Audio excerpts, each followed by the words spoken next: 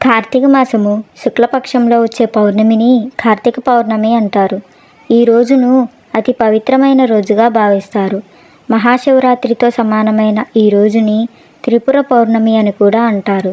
దేవతలు కార్తీక పౌర్ణమి నాడు జరుపుకునే దీపావళి పండుగ కనుక దీనిని దేవ దీపావళి అని కూడా పిలుస్తారు. కార్తీక మాసంలో వచ్చే పౌర్ణమికి చాలా ప్రాధాన్యత ఉంది. ఆ రోజు ఖచ్చితంగా సముద్ర స్నానం చేయాలి. అలా చేస్తే నరపీడ, దృష్టి దోషం వీటన్నిటి నుంచి సులభంగా బయటపడవచ్చు. అలాగే కార్తీక పౌర్ణమి రోజున నారికేల దానం ఇవ్వాలి. అంటే ఏదైనా దేవాలయ ప్రాంగణంలో దక్షిణ తాంబూలాలతో కొబ్బరికాయ బ్రాహ్మణుడికి దానం ఇవ్వాలి. అలా ఇవ్వడం ద్వారా సమస్త సంపదలు కలుగుతాయి. కార్తీక పౌర్ణమి నాడు దీపారాధన చేయడం చాలా శ్రేష్టమైనది. ఈరోజు ఎవరైతే పరమశివుని వద్ద నేతి దీపములను వెలిగిస్తారో వారు తెలిసి తెలియక చేసే పాపాలన్నీ హరించుకుపోతాయి. కార్తీక పౌర్ణమికున్న ప్రత్యేకత ఏంటంటే శివాలయంలో జ్వాలాతోరణం ఉత్సవాన్ని నిర్వహిస్తారు. దాన్ని ఖచ్చితంగా దర్శించుకోవాలి. శివాలయంలో కార్తీక పౌర్ణమి రోజున ఈ జ్వాలాతోరణం దర్శిస్తే సమస్త దృష్టి దోషాలు తొలగిపోతాయి. మీకు ఎలాంటి నరపీడ, దృష్టి దోషాలు, శత్రుబాధలు ఇవేవి కూడా ఉండవు. ఆ జ్వాలాతోరణం పూర్తయిన తర్వాత ఆ బూడిద వస్తుంది. గడ్డి కాలినటువంటి బూడిద.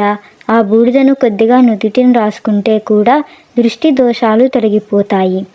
ఈ కార్తీక పౌర్ణమి రోజున శివునికి ప్రీతిగా శివాలయాల్లో రుద్రాభిషేకం, విష్ణువుకు ప్రీతిగా సత్యనారాయణ వ్రతంలో చేయించుకున్న వారికి సకల సంపదలు దరిచేరుతాయి. అంతేకాకుండా పౌర్ణమి రోజున కేదారేశ్వర వ్రతం చేసినట్లయితే శుభం చేకూరుతుంది. కార్తీక పౌర్ణమి రోజు దేవాలయ ప్రాంగణాల్లో 365 ఒత్తుల దీపం కానీ 720 ఒత్తుల దీపం కానీ పెడితే సంవత్సరం మొత్తం ఇంట్లో దీపాలు వెలిగించిన ఫలితం కలుగుతుంది. అంటే సంవత్సరంలో ఒక్కోసారి కుదరక దీపాలు పెట్టని దోషం మొత్తం కూడా పోవాలంటే కార్తీక పౌర్ణమి రోజు దేవాలయంలో కానీ ఇంట్లో కానీ 365 ఒత్తుల దీపం లేదా 720 ఒత్తుల దీపం పెడతారు.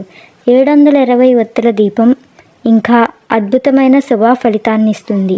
కార్తీక పౌర్ణమి రోజు స్త్రీలు పసుపు, కుంకుమ, పూలు, పండ్లు, రవిక వస్త్రం ఉంచి తాంబూలాలు దానం ఇచ్చినట్లయితే గృహయోగం కలుగుతుంది. తొందరగా గృహయోగం కలగాలంటే ఆడవాళ్ళు కార్తీక పౌర్ణమి రోజు ముత్తైదువులకు తాంబూల దానం ఇవ్వాలి. కార్తీక పౌర్ణమి రోజు కొండెక్కిన దీపాన్ని వెలిగిస్తే చాలా మంచిది. అందరూ కార్తీక పౌర్ణమి రోజున దీపాలు పెడుతూ ఉంటారు. కానీ ఎవరి దీపమైనా కొండెక్కితే ఆ కొండెక్కిన దీపాన్ని మీరు మళ్ళీ వెలిగిస్తే అనంతమైన ఫలితాలు కలుగుతాయని స్కాంద పురాణం వైష్ణవ ఖండంలో చెప్పారు. కార్తీక పౌర్ణమి రోజున ఆంజనేయ స్వామి ఆలయంలో దీపం పెడితే అద్భుత ఫలితాలు కలుగుతాయి. ఎందుకంటే చాలామందికి తెలియని విషయం ఏమిటంటే ఆంజనేయ స్వామి లంకా దహనం చేసింది కార్తీక పౌర్ణమి రోజే.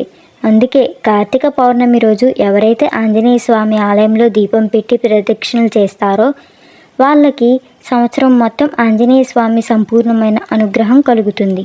పౌర్ణమి నాడు ఉదయాన్నే లేచి తలస్నానం చేసి గుడికి వెళ్ళి దేవునికి దర్శనం అనంతరం సాయంత్రం శుచిగా ఉసిరికాయపై దీపాలు వెలిగించాలి.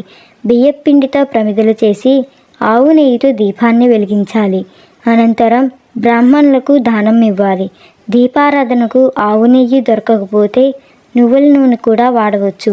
కార్తీక మాసంలో దీపదానం చేస్తే పుణ్యమని, సాలగ్రామ దానములు సర్వే సర్వత్రా శుభదాయకము అని పురాణంలో పేర్కొనబడినది.